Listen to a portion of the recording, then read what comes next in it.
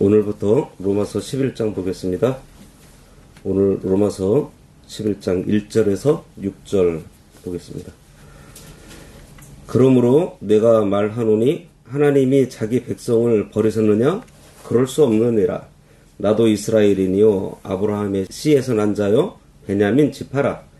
하나님이 그 미리 아신 자기 백성을 버리지 아니하셨나니 너희가 성경이 엘리야를 가리켜 말한 것을 알지 못하느냐? 그가 이스라엘을 하나님께 고발하되 주여 그들이 주의 선지자들을 죽였으며 주의 제단들을 헐어버렸고 나만 남았는데 내 목숨도 찾나이다 하니 그에게 하신 대답이 무엇이냐? 내가 나를 위하여 바알에게 무릎을 꿇지 아니한 사람 7,000명을 남겨두었다 하셨으니 그런즉 이와 같이 지금도 은혜로 택하심을 따라 남은 자가 있느니라. 만일 은혜로 된 것이면 행위로 말미암지 않음이니 그렇지 않으면 은혜가 은혜 되지 못하니라. 오늘 말씀의 제목 이스라엘을 절대 버리시지 않으시는 하나님의 은혜입니다. 로마서 11장은 이스라엘이 하나님의 절대 주권을 알지 못하고 아브라함의 혈통으로 태어났기 때문에 무조건 자기들은 구원을 받을 것이라고 생각하며 대부분이 그리스도를 거부한 그러한 상황에서 이스라엘이 과연 구원을 받을 수 있는가 하는 문제를 다루고 있습니다. 이런 맥락에서 오늘 본문은 하나님이 아브라함을 통해서 약속하셨던 그 후손의 구원 약속을 이스라엘 백성 대부분이 그리스도를 거부하였기 때문에 파기하신 것이 아니며 오직 불순종하는 자들에게는 심판이 있을 것이지만 순종한 남은 자들, 그들은 반드시 구원하심으로 지금도 그 약속을 계속 이행하고 계신다는 것을 전하고 있습니다. 하나님께서 택한 자를 구원하기 위한 계획은 이스라엘 백성들의 불순종함에도 불구하고 결코 바뀌지 않고 마지막 날에 반드시 성취가 돼요.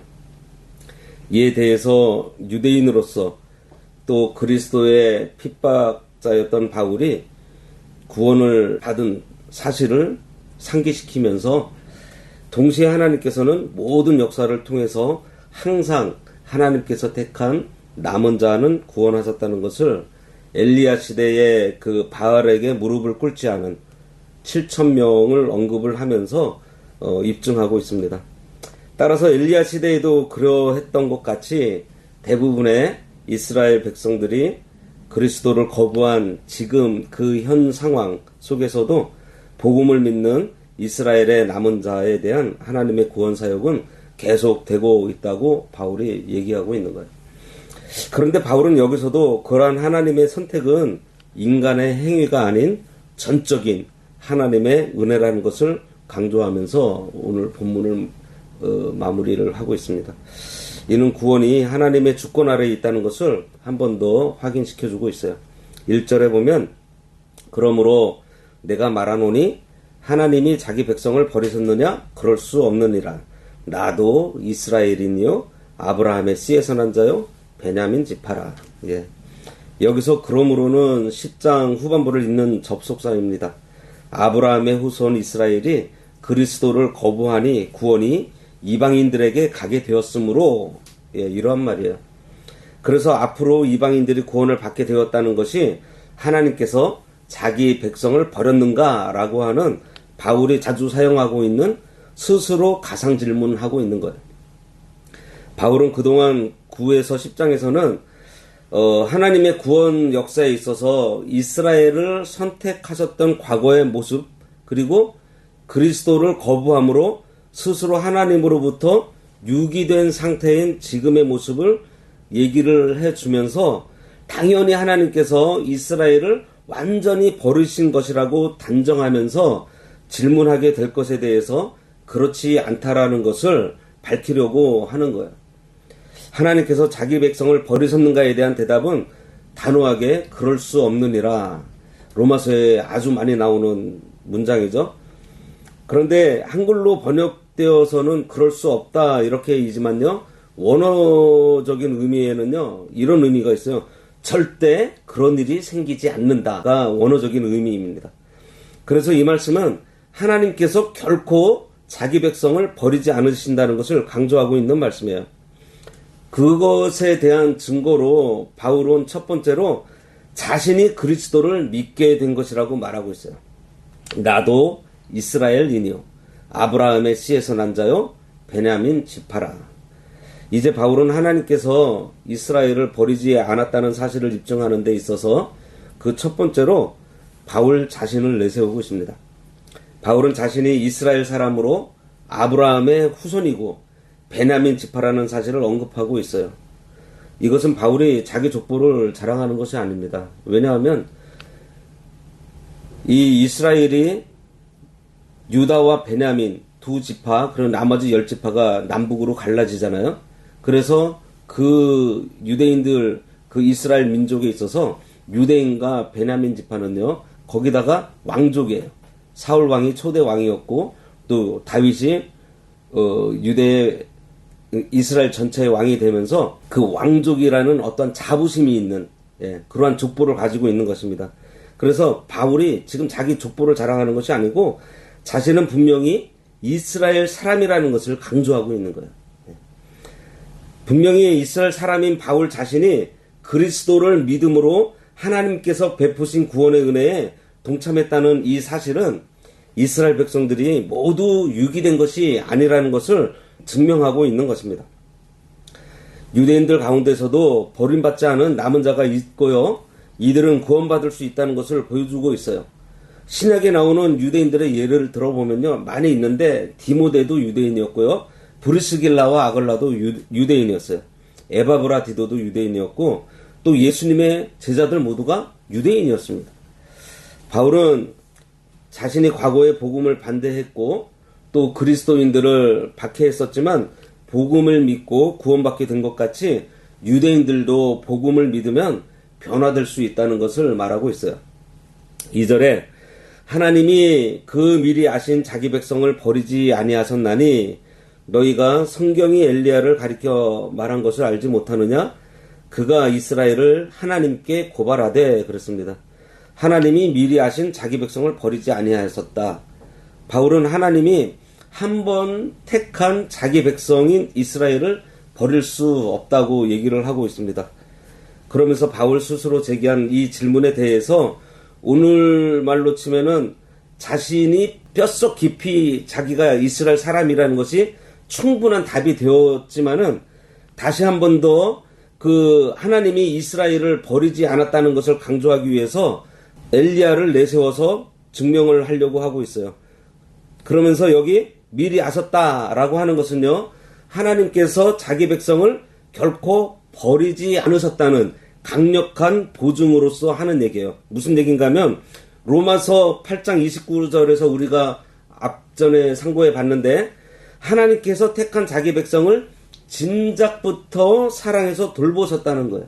이 미리 아셨다는 것은 그냥 이렇게 아는 것이 아니라 사랑하셨다는 것입니다. 예지 미리 알고 사랑해서 택해 주셨다는 걸 얘기하고 있는 거예요. 아모스 3장 2절에 내가 땅의 모든 족속 중에 너희만 알았나니 라고 말씀을 하셨어요. 내가 너희를 사랑했기 때문에 너희를 선택한 것이다. 내가 예정 가운데에서 미리 알고 너희를 사랑해서 선택했다. 이 얘기를 하는 거예요.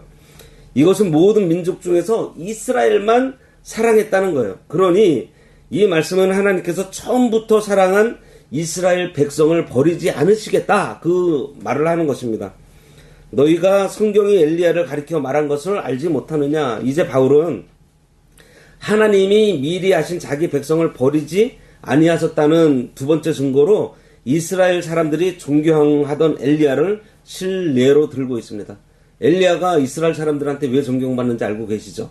예, 죽음을 보지 않고서 올라갔잖아요.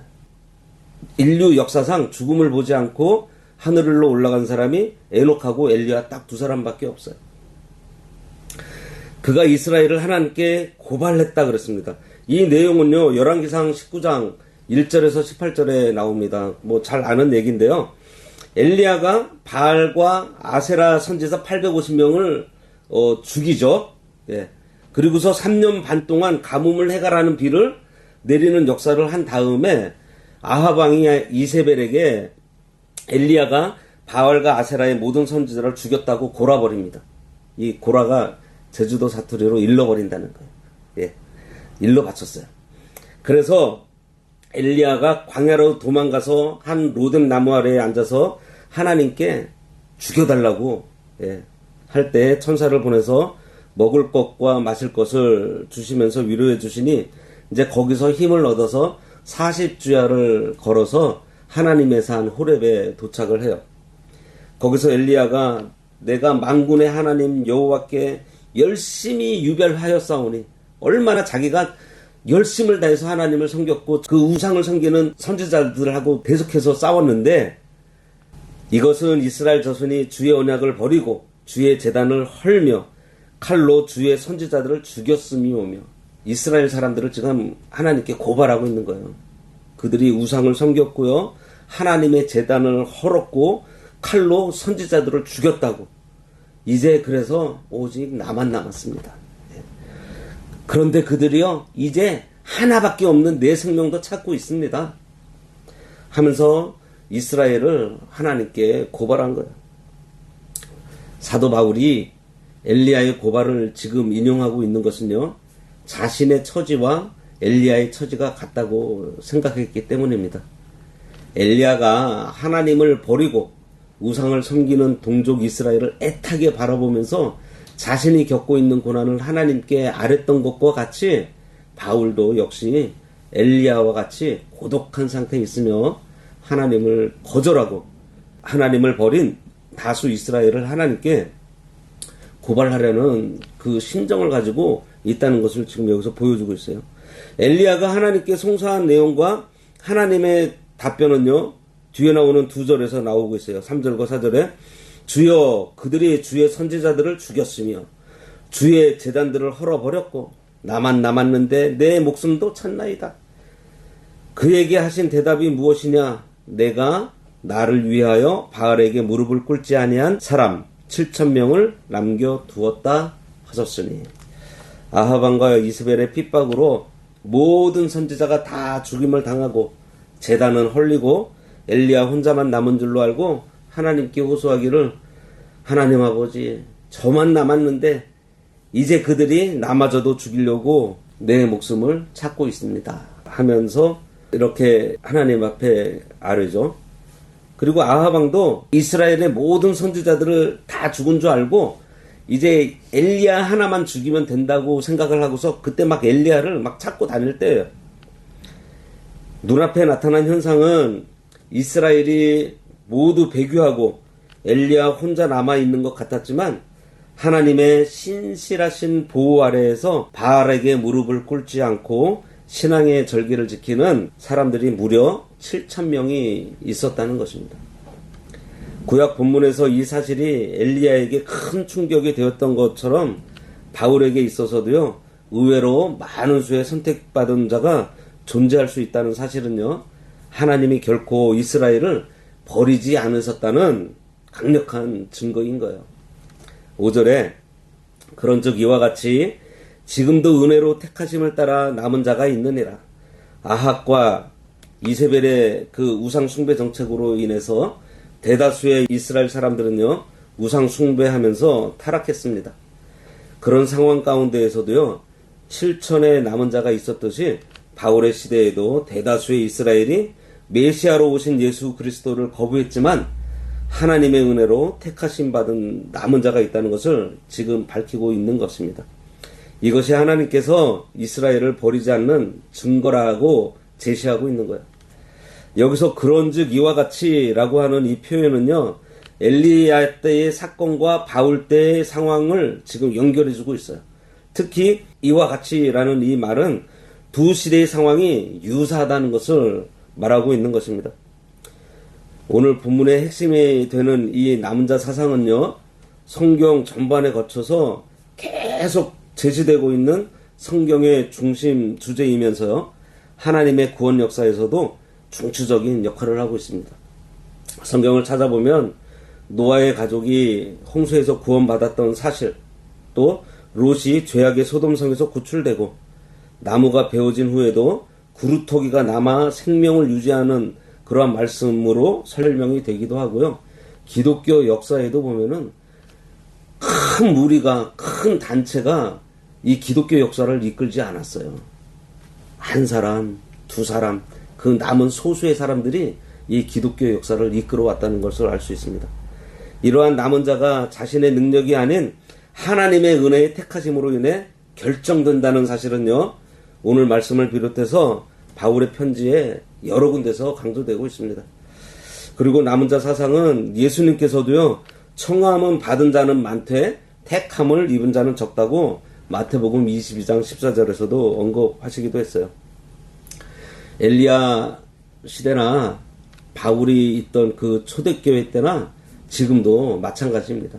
사람들이 보기에는 세상을 하나님께서 버린 것 같이 날로 타락하고 있고, 그래서 모두 죽임을 당할 것 같지만 하나님은 자기 백성을 버리지 않고 믿음을 지키는 참 성도와 선지자들을 숨겨두고 보호하신다는 사실입니다.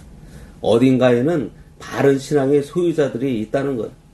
어느 시대나 하나님이 택한 백성을 남겨두셨습니다. 기독교 역사를 보면 그리스도인들이 많을 때 오히려 타락했어요.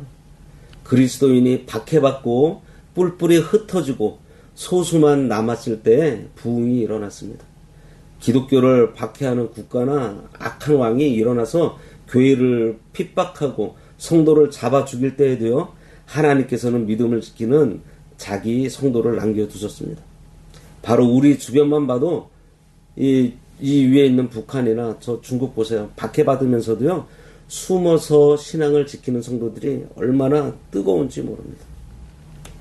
오늘날 교회들이 세속화되어 가고 신신학 그리고 신비주의, 이단적인 사상으로 많이 기울어져서 진리의 빛이 가려지고 진리의 이 기근이 심한 시대이지만, 하나님께서는 성경대로 믿고 이 말씀대로 신앙의 길을 걸어나가는 자들을 많이 숨겨두셨을 것입니다.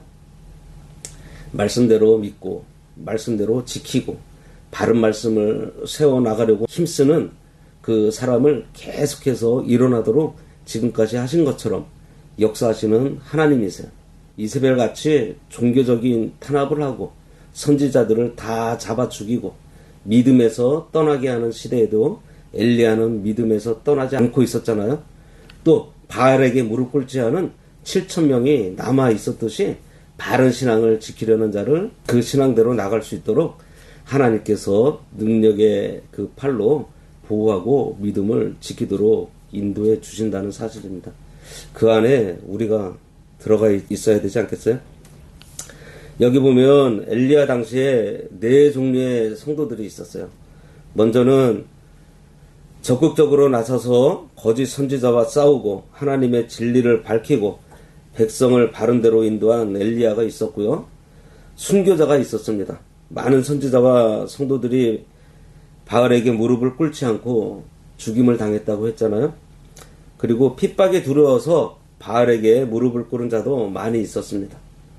그리고 숨어서 바알에게 무릎을 꿇지 않고 그 개인의 신앙을 지킨 성도와 선지자가 7,000명이나 있었어요. 이 4종류 중에 어느 종류의 성도가 제일 많을 것 같아요? 아마도 신앙을 양보하고 바알에게 무릎을 꿇은 사람이 제일 많았을 것입니다. 그 다음에는 바알에게 무릎을 꿇지 않고 숨어서 믿음을 지킨 자인데 이런 성도가 7,000명이었다 그랬어요. 그 다음으로는 순교당한 사람들이고 끝까지 진리를 사수하면서 아하방과 이세벨과 거짓 선지자와 싸우며 진리를 모든 사람에게 증거한 엘리야는 한 사람뿐이었습니다. 우리는 여기서 어떠한 종류의 어떠한 자리에 있는가 한번 깊이 생각해 봐야 될 것 같아요. 6절에 만일 은혜로 된 것이면 행위로 말미암지 않음이니 그렇지 않으면 은혜가 은혜되지 못하느니라. 엘리야가 생명을 내놓고 거짓 선지자와 싸우면서 진리를 전했고 숨어있는 7,000명도 많은 고난을 당하면서 바울 우상에게 무릎을 꿇지 않았는데 왜 행위로 말미암지 않고 은혜로 말미암았다고 할까요? 이들은 목숨을 내놓고서 싸웠는데, 그러면 그들이 신앙을 지키려고 했던 이 행위는 뭐가 되는 거예요? 지금 바울은요, 바알에게 무릎을 꿇지 않은 그 행위 자체가 하나님의 은혜로 되었다는 것을 말하고 있는 거예요. 말씀을 지키려고 하는 신앙도요, 하나님께서 은혜로 주신 것입니다. 생명을 내놓고 그 말씀을 지킬 힘도 하나님께서 은혜로 주셨다는 것을 말하고 있어요. 그 말을 하는 이유는요, 당시에 율법을 철저히 지키는 그 행위로서 하나님을 기쁘시게 해서 의에 이르고 구원받을 수 있다고 생각하는 유대인들을 반박하면서 바울은 오직 구원은 하나님의 은혜에 의해서만 가능하다는 사실을 전하려고 하는 거예요. 모든 것이 하나님의 은혜입니다.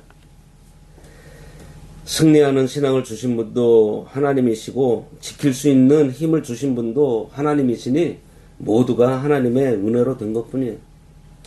우리의 어떤 공로로 된 것이 아닙니다. 그저 하나님의 은혜로 우리의 행위가 나온다는 거예요. 그러므로 사람은요, 하나님께 감사할 것밖에 없어요. 하나님에게만 영광을 돌리고 하나님만 자랑하게 되는 것입니다. 하나님의 은혜를 깨닫게 되면 그렇게 돼요. 바로 믿으려고 각오하는 것도요, 하나님의 은혜로 가능한 것입니다. 우리의 바른 신앙도 내가 철저하게 믿으려고 하는 것도 그 힘도 다 하나님께서 은혜로 주신 거예요. 우리가 한 것 하나도 없습니다. 은혜가 아닌 것이 하나도 없어요. 우리가 잘나서 여기까지 온 것이 아닙니다. 기도하겠습니다. 하나님 아버지의 은혜를 감사합니다. 엘리야가 목숨을 걸고 저 850명이나 되는 거짓 선지자들과 싸웠던 것도 하나님의 은혜로 된 것이고, 바울의 그 열심도 하나님께서 은혜를 주셔서 된 것이고, 오늘 우리들이 이 자리에 있는 것도 하나님의 은혜로 된 것이고, 하나님의 은혜가 아닌 것이 아무것도 없음을 깨닫게 하여 주시니 감사합니다. 무엇보다도 하나님께서 미리 아시고 우리를 사랑해서 택해 주신 그 하나님의 결정을 절대로 번복하지 않으시고 끝까지 이루어 주신다는 그 하나님의 신실하심에 우리들이 믿음으로 굳게 붙들려서 하나님 앞에 날마다 담대함으로 나아가고 이 광야와 같은 세상을 살아갈 때 하나님의 은혜 가운데에서 모든 것이 되는 줄을 알아서 늘 감사하며 찬송과 기쁨으로 우리의 삶을 살아갈 수 있도록 인도하여 주시옵소서. 예수님의 이름으로 기도드리옵나이다. 아멘.